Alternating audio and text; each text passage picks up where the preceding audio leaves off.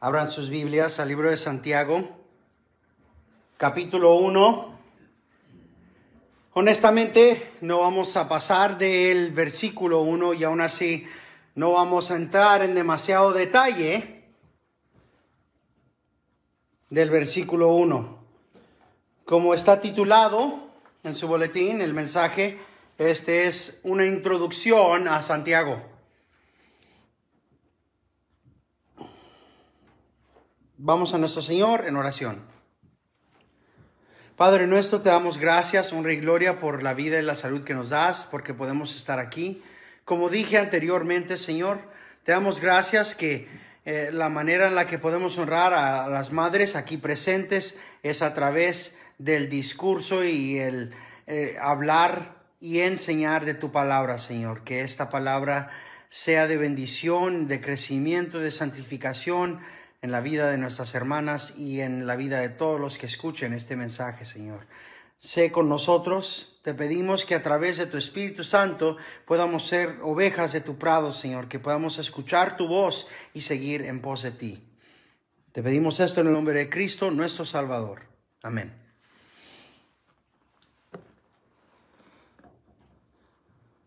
Santiago, capítulo 1, versículo 1, dice: Santiago, siervo de Dios y del Señor Jesucristo, a las 12 tribus que están en la dispersión, saludos. Esa es la manera en la que Santiago se demuestra en esta pequeña carta. A través del pasar del tiempo, esta epístola ha sido una fuente de agua para cristianos que necesitan el refrescarse en qué es lo que la Biblia tiene que decir a nosotros de la vida cristiana.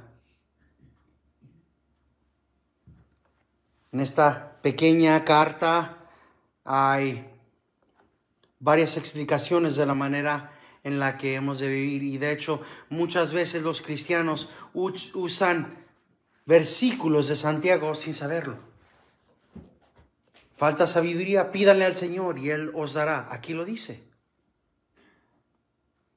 Versículo 5, pero si alguno de vosotros se ve falto de sabiduría, que le pida a Dios, el cual da a todos abundantemente y sin reproche, y le será dada. La idea de no demostrar favoritismo también se demuestra aquí. Santiago está muy dedicado a demostrar los elementos prácticos de la vida del cristiano. Y esto debería de ser ya un poco familiar si siguen el tren de pensamiento de donde hemos estado en primera, segunda y tercera de Juan. Hemos visto cómo se vive la vida cristiana, cómo analizamos quién es hijo de Dios y quién es hijo de Satanás, quién está caminando en luz y quién no está caminando en luz. Cómo debemos de extender hospitalidad, a quién debemos de extender hospitalidad, a quién le cerramos la puerta, a quién ni siquiera saludamos y a quién no comemos.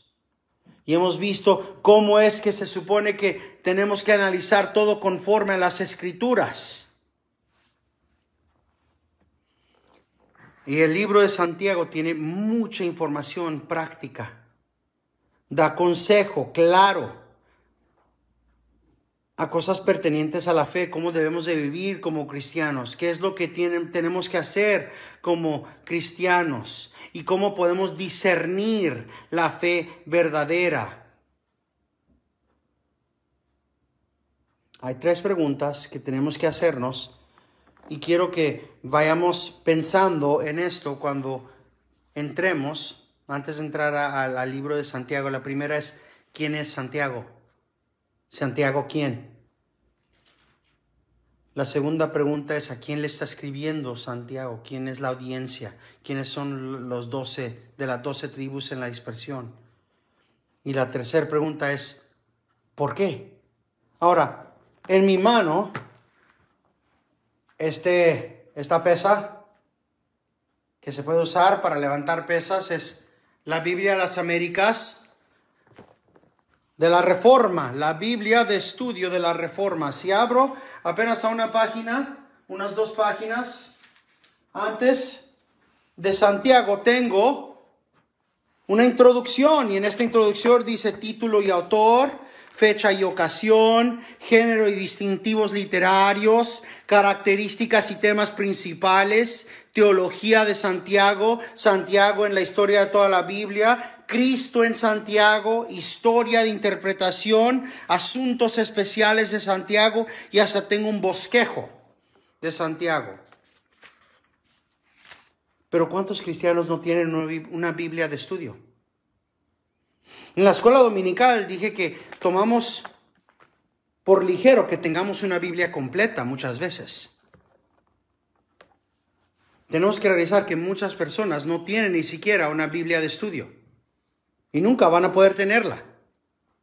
De hecho, esta misma Biblia ahorita son $150 nada más de paquete y envío para ir a Europa. Eso es antes de pagar los $60 o $70 por la Biblia misma. Y como vamos a saber, hay muchos lugares donde mejor la papa y el taco que casi $200. Así que el punto y el propósito de responder estas preguntas, porque si tienen una Biblia de estudio, ahí están las respuestas. Ahí están esas respuestas. ¿Quién es Santiago? ¿Quién es su audiencia? ¿Por qué escribió? ¿Cuáles son los temas que él describe? Lo que quiero es el enseñarles cómo analizar, cómo responder estas preguntas, viendo la Biblia y la información presente en la palabra de Dios. Decía el pastor Sinclair Ferguson, la gran pregunta para la mayoría de nosotros cuando estamos leyendo en la Biblia es ¿quién? Y el quién hace una gran diferencia cuando estamos leyendo una carta. Si no reconocemos la letra, volteamos a la página final de la letra de la carta y vemos quién firmó. Vemos ahí, Santiago. No hay ningún problema, a menos que tengas a varios amigos que se llaman Santiago. En el cual caso, tenemos que tratar de averiguar cuál es el apellido de este Santiago. Santiago Smith, Santiago Jones. Y si alguno de la familia pregunta, ¿quién escribió esta carta? Oh, Santiago. Tal vez puedan responder un poquito irritados, ¿Santiago quién?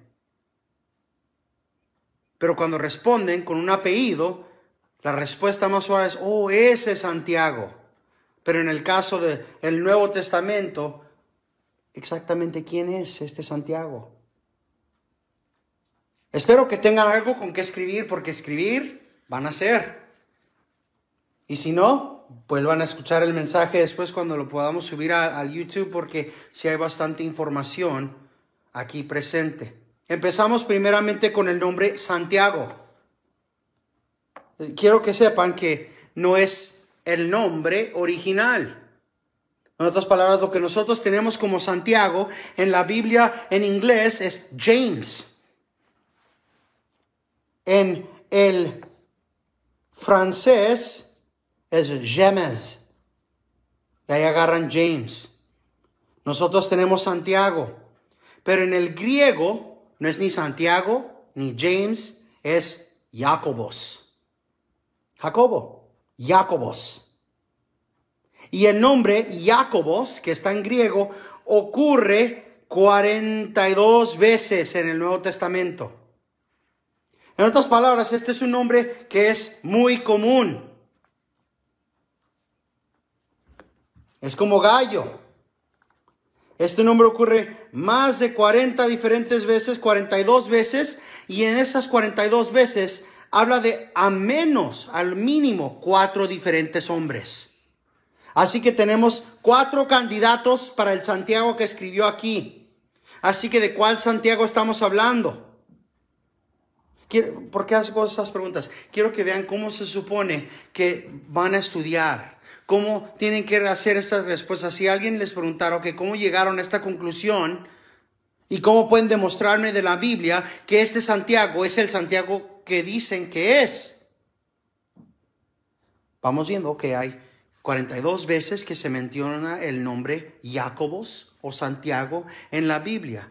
De esas hay 4 diferentes personas que son mencionadas y vamos yendo poquito a poquito, ok. Vamos eliminando diferentes candidatos para ver, ok. ¿Qué sabemos de el Santiago que escribió esta epístola? El Santiago que escribió esta epístola primeramente conocía el mundo palestino muy bien. Conocía el mundo palestino muy bien. Eso lo van a ver porque hay varias diferentes cosas que él habla en estos próximos capítulos que nos demuestran que este Santiago conocía el área de Palestina muy bien, las costumbres de la gente muy bien. Era muy familiar con la idea de la diáspora, la dispersión. Por eso ahí dice, a las 12 tribus que están en la dispersión. Esa era una idea de los judíos que fueron dispersados en diferentes partes. Así que este Santiago sabe la idea de quiénes son los judíos de la dispersión, los que están dispersidos en diferentes lugares. Este Santiago es un Santiago que tiene conocimiento del Antiguo Testamento. Hay muchas referencias a diferentes cosas del Antiguo Testamento aquí. Otra cosa que conocemos de este Santiago tenía una posición de autoridad y de respeto entre los creyentes. ¿Por qué? Porque él está escribiendo, no pidiendo, oigan, pueden traerme un poco de ayuda acá, o estoy escribiendo esta carta para ver si pueden mandarme a un hermano para ayudarme. No, él está escribiendo de una posición de autoridad y espera que los que van a leer esta carta van a ponerla en acción. Y esta carta fue escrita no específicamente a una iglesia, sino para ser circulada en diferentes lugares. Por eso él dice a las 12 tribus que están en la dispersión. Esta carta fue escrita para que fuera diseminada a muchas personas. Y el autor, este Santiago, esperaba que la gente que recibieran esto supieran quién era y iban a decir, ¿sabes qué? Sí, voy a obedecer y escuchar lo que dice aquí este Santiago. El Santiago que escribe aquí es alguien que llama a Abraham nuestro padre. Capítulo 2, versículo 21. Llama a Abraham nuestro padre. Eso es importante.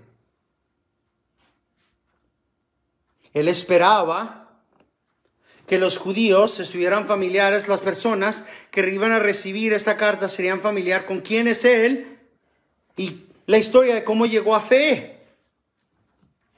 Se ponen a pensar, el apóstol Pablo no escribió en cada una de sus cartas cómo llegó a la fe, ¿verdad?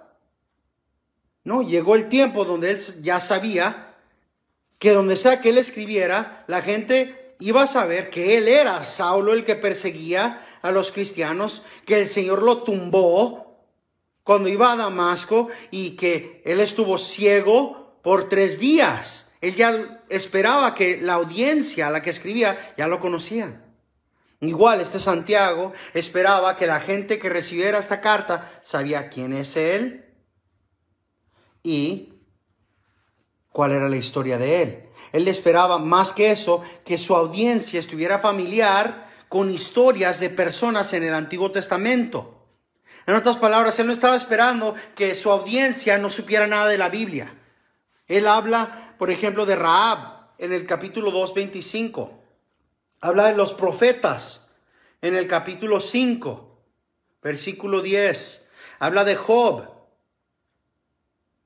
en el capítulo 5, versículo 11.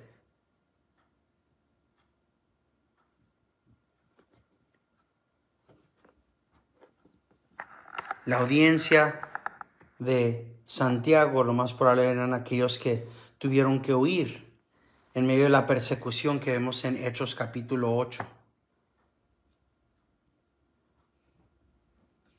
Todas estas realidades, toda esta lista pequeña. Y créanme, pudo haber sido muchísimo más larga, pero cada una de estas cosas pequeñas nos va ayudando a ir discerniendo. No es este Santiago, no es este Santiago, no es este Santiago, a dos candidatos. Pueden ser dos Santiagos que son los candidatos. Candidato número 1, Santiago, el hermano del apóstol Juan. Ese es nuestro primer candidato. Ese es alguien que pudo haber escrito, que era lo suficientemente conocido, que pudo haber escrito esta carta. ¿Por qué no lo es? Bueno, primero porque él fue matado por el rey Herodes en el año 44 después de Cristo. Esto lo vemos en Hechos capítulo 12, versículo 2.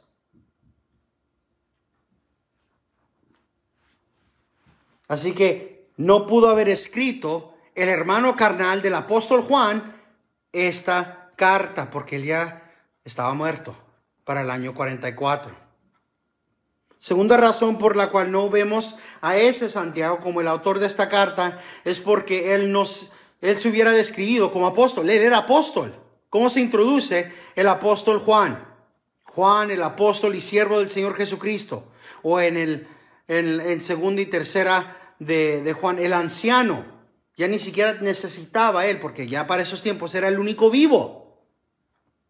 Era el único de todos los apóstoles que estaba vivo. No tenía que poner él ahora en esos tiempos Juan, el último apóstol que sigue vivo, el último testigo de la vida y muerte de Jesucristo. No, el anciano. Al amado Gallo.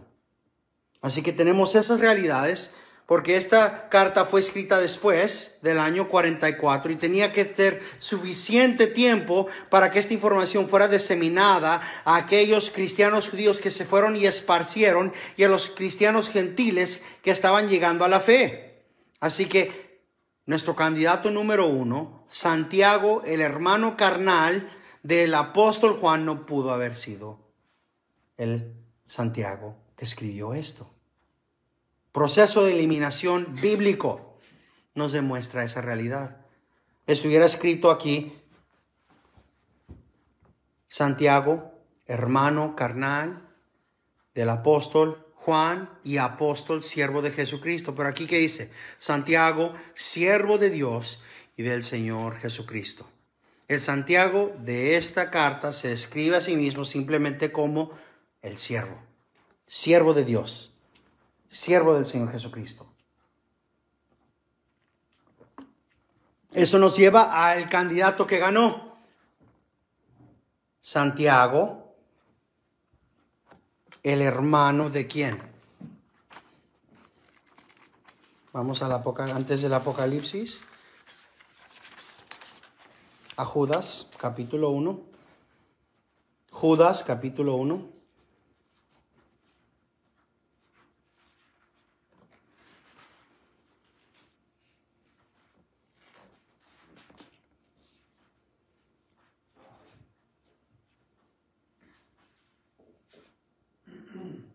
Judas, versículo 1, siervo de Jesucristo y hermano de quién? Jacobos, de Jacobo. A los llamados, amados en Dios Padre y guardados para Jesucristo, misericordia, paz y amor os sean multiplicados.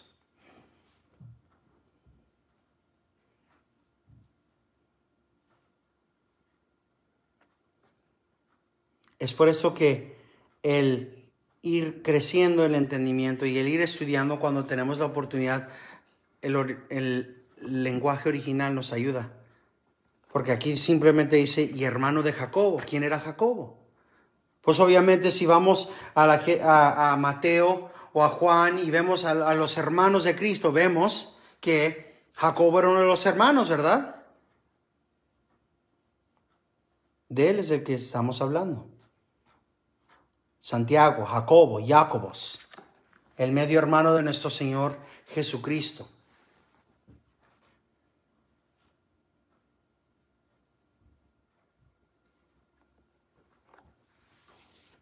Ese es del que estamos hablando.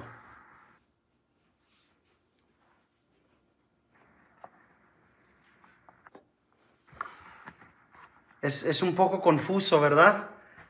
Cuando vemos Jacobo en Judas y vemos Santiago en Santiago. ¿O no? ¿Soy el único que lo encontraría un poco confuso? Porque sin saber antes de ello que la verdad es que el nombre es Jacobo, ¿cómo supiéramos entonces que es de él del que estamos hablando en Santiago?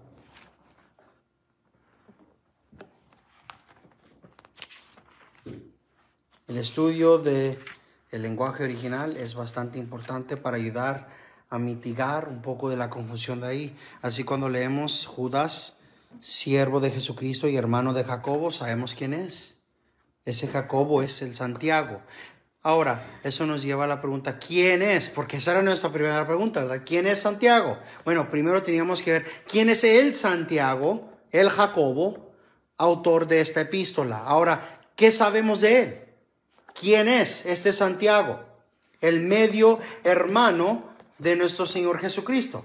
Para eso vamos a ir a diferentes partes en las Escrituras, entre ellas Juan 7, versículo 5. No tienen que ir ahí, si quieren pueden simplemente escucharme. Él era uno de los hermanos de nuestro Señor que era dudante de nuestro Señor. En Juan capítulo 7, versículo 5, nuestro Señor está con rumbo o va a ir a la fiesta de tabernáculos, pero antes de que vaya están los hermanos de Cristo y le andan insultando. Le dicen sus hermanos, sal de aquí y vete a Judea, para que también tus discípulos vean las obras que tú haces, porque nadie hace nada en secreto cuando procura ser conocido en público. Si haces estas cosas, muéstrate al mundo. Los hermanos de Cristo no creían en él. ¿Cómo lo sabemos? Versículo 5, porque ni aún sus hermanos creían en él. Allí está Jacobo, Santiago, entre ellos, el mayor entre ellos, diciendo, ándale, si te estás proclamando el Mesías, ve, demuéstrate. Estás diciéndolo, pues bien fácil que lo digas aquí entre nos, como somos familia, ¿verdad? Ve y demuéstrate a ellos. No creía en él. Dudaba en él. ¿Por qué es ese detalle importante? Porque los detalles son bastante importantes. ¿Por qué es importante que dudaba? Si nuestra religión, el cristianismo, fuera inventado, ¿no creen que deberíamos escribir algo que sería un poquito mejor? ¿No un libro lleno de personas que dudaban? No un libro lleno de personas que pecan y erran y muchas veces no la cuajan muy bien. ¿No querríamos un libro donde todos creen de volada inmediatamente que este es el Señor?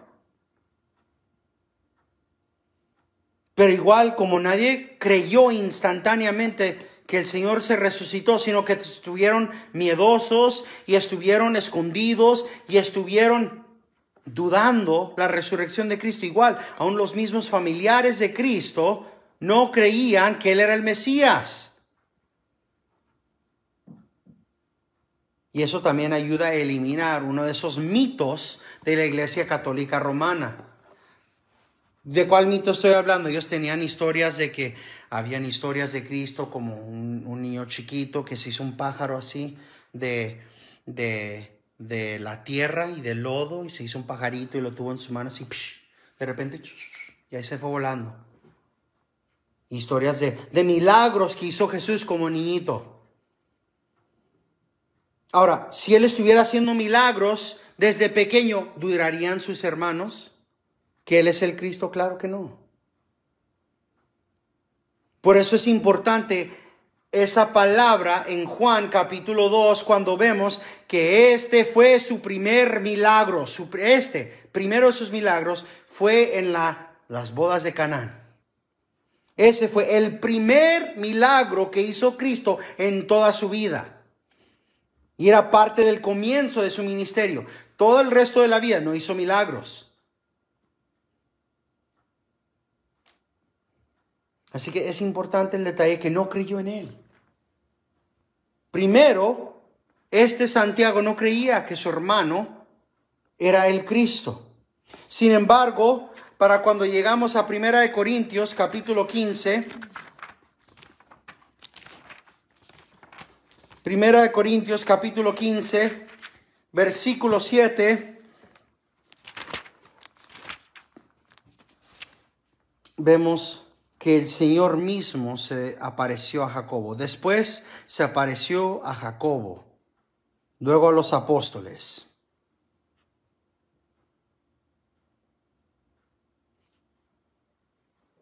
Y el último de todos, como uno nacido fuera del tiempo, se me apareció también a mí. Es la declaración, el testimonio del apóstol Pablo. Y en el versículo 7 nos dice que nuestro Señor mismo, después de que fue resucitado, se apareció al apóstol, a Santiago.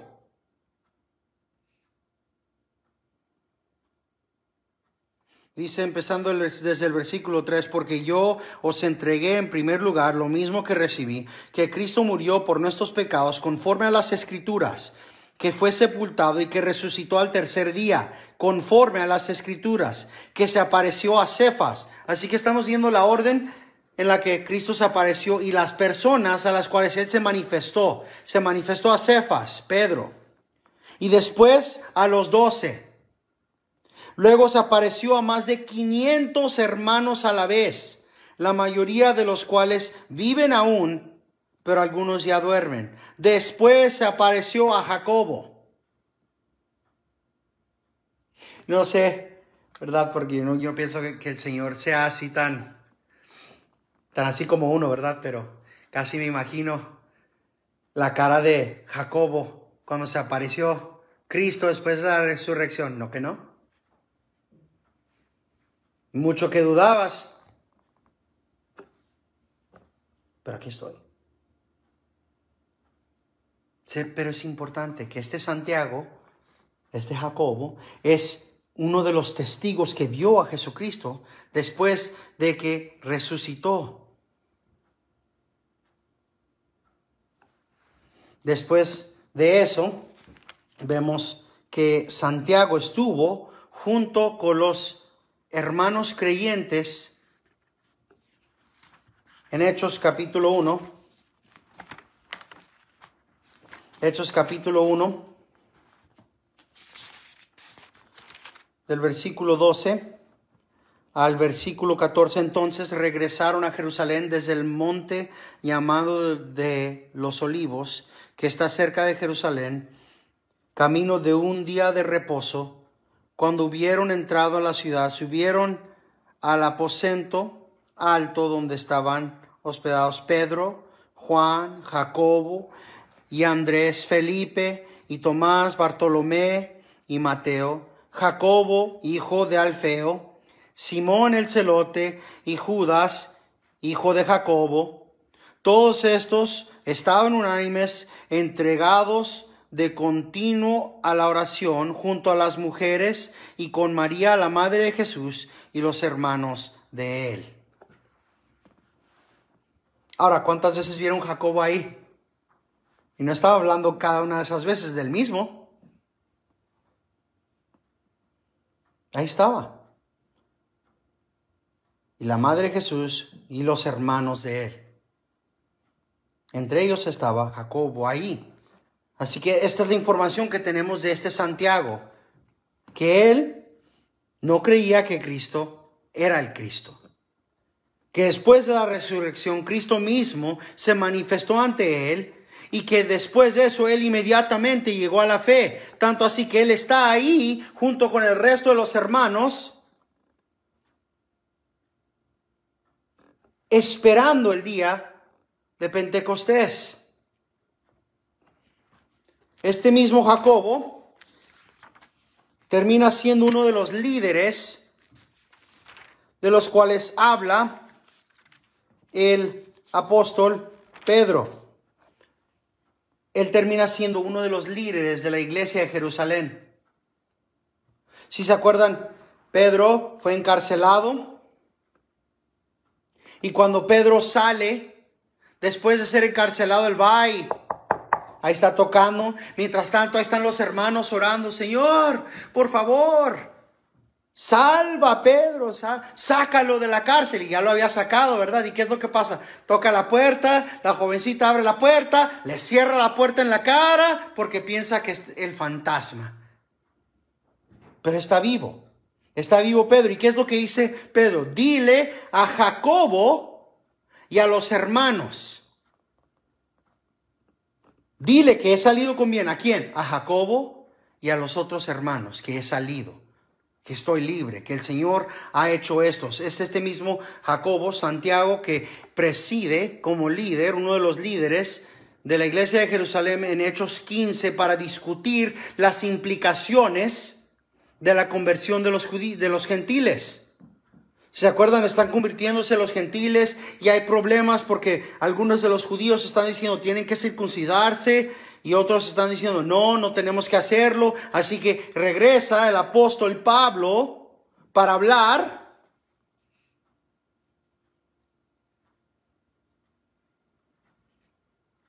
Ahora sí, para Hechos 12 ya sabemos que Santiago, Jacobos, el hermano del apóstol Juan, está muerto. Estos son eventos que sucedieron después de ese tiempo, cronológicamente. Viene el apóstol y están discutiendo qué vamos a hacer, qué podemos hacer con los gentiles, cuál es el cargo que les vamos a dar. Tenemos hermanos judíos que están diciendo que para ser salvos tienen que circuncidarse. ¿Qué hacemos? Y en esa junta de líderes, ahí estaba Santiago. El Santiago que escribió esta epístola. Es este mismo Santiago que después va y visita a Pedro y a Pablo y causa un problema entre Pablo y Pedro. Porque si se acuerdan, en Hechos 21:18 está Pablo enojado con Pedro. ¿Por qué? Porque ahí están comiendo con los gentiles y todo está bien fácil y muy bien. Todos comiendo comida juntos. Y luego de repente escucha a Pedro. Ahí viene Santiago, el hermano carnal de nuestro Señor Jesucristo. ¿Y qué es lo que hace Pedro? Déjame, me siento aquí con mis hermanos judíos por un rato. ¿Y qué es lo que dice Pablo? En su mismo rostro le dije que lo que él estaba haciendo mal, que lo que él estaba haciendo está malo. Porque antes de que viniera Santiago, aquí estaba, comiendo junto con los demás. O sea, este era una persona de prominencia, era el líder. Pablo habla de él en Gálatas 1:19, en Gálatas 2:9 y en Gálatas 2:12. Dice, pero yo no vi a ninguno de los apóstoles excepto Jacobo, el hermano de nuestro Señor. Y cuando Jacobo y Cefas y Juan, eran los pilares percibidos de la iglesia, vinieron a mí, me dieron la mano derecha de hermandad, a mí y a Barnabé. Este es el autor, uno de los pilares de la iglesia. ¿Sí ven por qué él pudo escribir sin ni siquiera escribir ni apellido ni otros detalles? Él era ya conocido. Todos sabían que él era el hermano carnal de Cristo, que no creía en él hasta después de la resurrección y que después de la resurrección ha estado fielmente ahí ayudando a los judíos, ayudando a los cristianos judíos y asistiendo en todas estas diferentes maneras. No hay ningún otro Santiago o Jacobos del cual podemos ver en el Nuevo Testamento que vivió lo suficientemente largo, que era lo suficientemente importante, que pudo haber escrito esta epístola sin identificarse más claramente.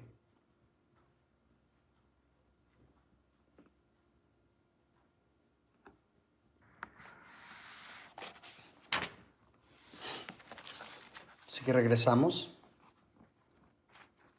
a Santiago. Tenemos más claramente quién es este Santiago, el hermano carnal de Jesucristo, que antes dudó de él, lo vio después de la resurrección, llegó a la fe, fue de la fe a una posición de liderazgo en la iglesia de los judíos conviertos cristianos en Jerusalén, que estuvo y fue considerado por el apóstol Pablo como uno de los pilares de la fe, junto con el apóstol Juan y Pedro. O sea, así de importante era considerado Santiago. Era considerado uno de los pilares de la fe, deteniendo la fe. Ya sabemos y hemos respondido la pregunta número 1. ¿Quién es Santiago? Pregunta número 2. ¿Quién es su audiencia? Obviamente nosotros somos audiencia ahorita, ¿verdad?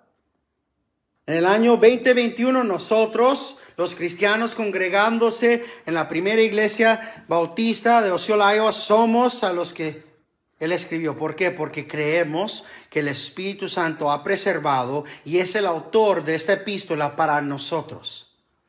Pero antes de nosotros, la audiencia original era una combinación de los judíos cristianos que se fueron después de la persecución del apóstol, el que llegaría a ser apóstol Pablo, y los gentiles que se convertirían a la fe.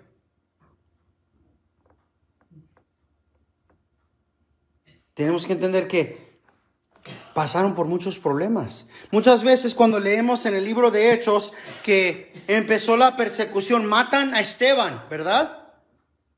A pedradas. Y después lo que vemos es, después de eso se fueron.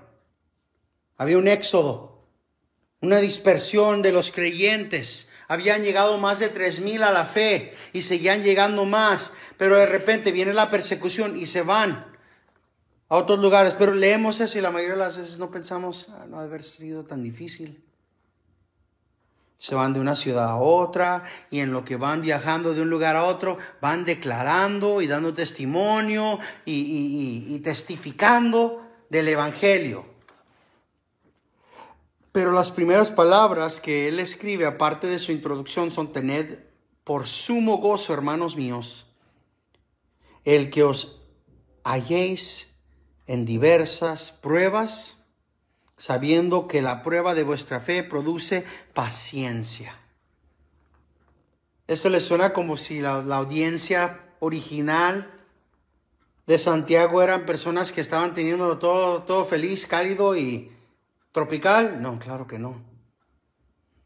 Eran hermanos y hermanas en Cristo que estaban huyendo de un lugar de persecución a otro, que tenían problemas económicos, que tenían problemas con persecución, que tenían problemas donde estaban siendo contados como esclavos de la gente o menospreciados. Tenemos que tener en mente que para este tiempo, esta temporada, antes del año 100, en el Medio Oeste, ya había una prevalencia de que no había escasez de comida, que había una prevalencia de problemas económicos, de abuso de los ricos a los pobres. Muchas veces lo que los ricos hacían, le gusta mucho el terreno de esta persona. Van, lo compran todo el terreno porque obviamente este hermano está teniendo problemas económicos. Y después ponen a trabajar al hermano por un sueldo más bajo. Después de que compren. Eso era común para la audiencia que recibieron esta carta, donde estaban siendo forzados algunos a trabajar lo que era antes su propio terreno bajo nuevos términos. Y aquí está Santiago, alguien que ya ha sido pastor por años de la iglesia en Jerusalén, que ciertamente conoce a ciertos de estas personas, escribiéndoles. ¿Por qué? Porque se fueron. en medio de la persecución, y le están escribiendo al apóstol: hermano, pastor, tenemos tantos problemas aquí, cómo nos están tratando acá, y luego no tenemos suficientes problemas con estas personas, también entre nos estamos teniendo problemas, que los ricos se queden mejor que nosotros, y hay preferencia a los que se visten muy bien. Una de las cosas que va a escribir Santiago es contra el favoritismo. Después va a escribir: ¿por qué le dices al que viene con buen vestimiento, siéntate aquí? Y le dices al que se viste como pobre, siéntate a los pies de esta persona. Que en el griego dice siéntate debajo de los pies, o en otras palabras decían casi deja que te pisoteen. Y escribe en contra de eso. Dice que no son estos mismos los que los llevan a la corte, no son estas mismas gente que están tratando de tratar muy bien. Los que abusan de ustedes, los ricos que están maltratándolos.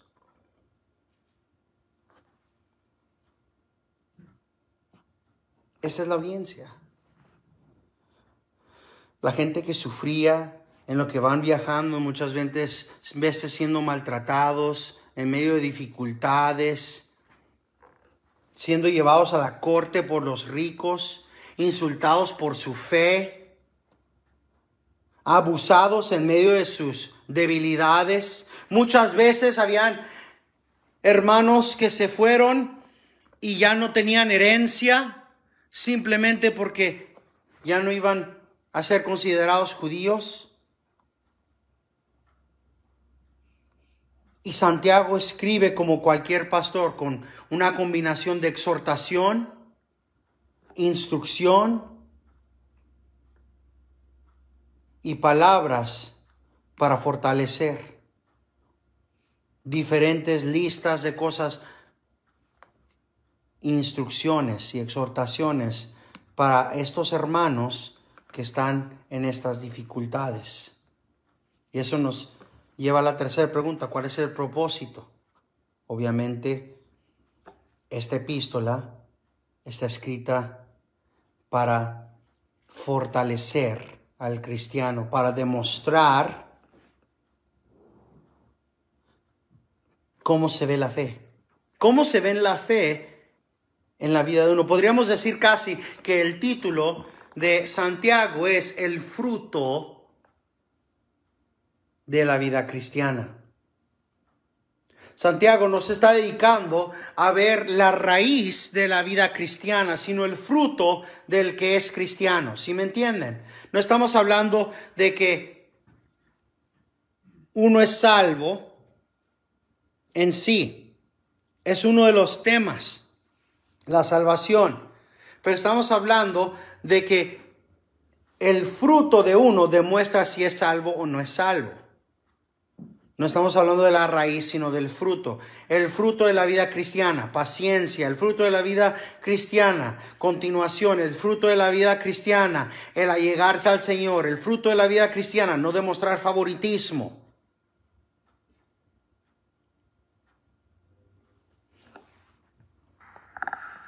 Escribe Santiago de sufrimiento, de gozo, de riquezas y pobrezas, de fidelidad, de la fe y las obras, de la lengua y del hablar, de sabiduría e insensatez. Todos estos son los temas que nos ayudan a entender cuál es el propósito. El propósito de él es el ir armando a estos hermanos en Cristo para ser cristianos maduros. El fruto del cristiano maduro. No del bebé, del cristiano maduro. Y veremos eso más específicamente la próxima semana cuando veamos por qué es que el primer mandamiento, el primer estatuto, la primera orden aquí es tener por sumo gozo. Hermanos míos, el que os halléis en diversas pruebas. O sea, ¿qué manera de empezar? La carta, la letra, esta epístola, dice Santiago, ¿saben quién soy? Y lo primero que tengo que decirles es este mandamiento. Cuéntenlo como sumo gozo cuando sufren. Y ese va a ser el tema del próximo domingo. El tomar como gozo sumo en medio de dificultades, de pruebas, de tentaciones y de problemas. Vamos al Señor en oración. Señor, gracias por tu palabra, por tu grandeza, Señor, porque podemos tomar el tiempo para ir analizando quién es Santiago, quién es Jacobos, Señor, y esperamos aprender más de este hermano en Cristo, de este pastor, de este líder y pilar de la fe, Señor. Ayúdanos a aprender más, a recordar, Señor, de tu palabra más. Sé con nosotros este día, Señor, y tráenos con bien la próxima semana y con hambre, Señor, de tu palabra. Te pedimos esto en el nombre de Cristo, nuestro Redentor. Amén.